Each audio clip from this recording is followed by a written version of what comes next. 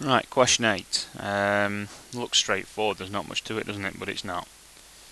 So we've got 8 here, so we're integrating. And again, I'll come at this fairly fresh, so you'll see the thought process that I go through and what you're meant to do then in the exam.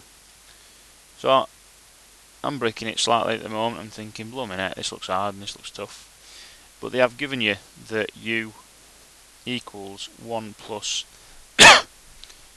2 tan x.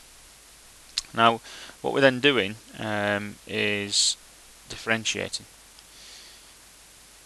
So we're attempting to differentiate this here.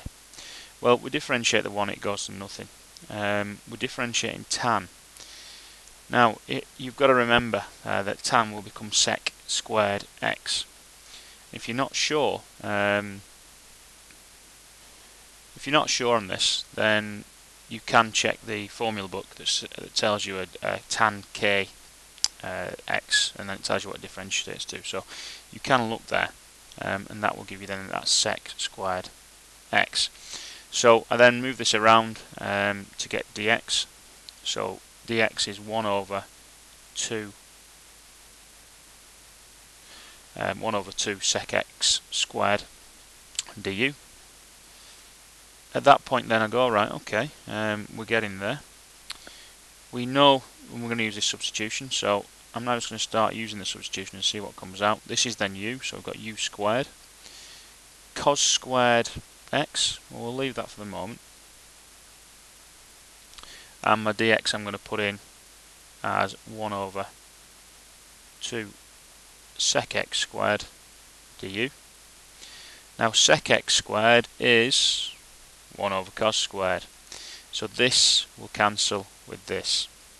We can then take the 2 to the outside of the integration, and then we're left with 1 over u squared du,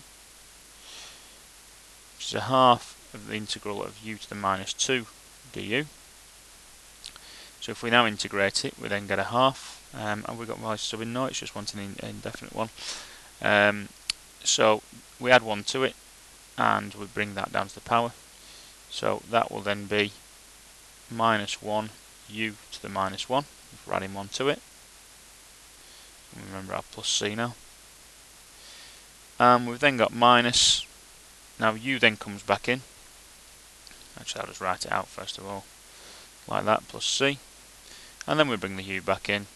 So it's 1 over 2 lots of 1 plus 2 tan x,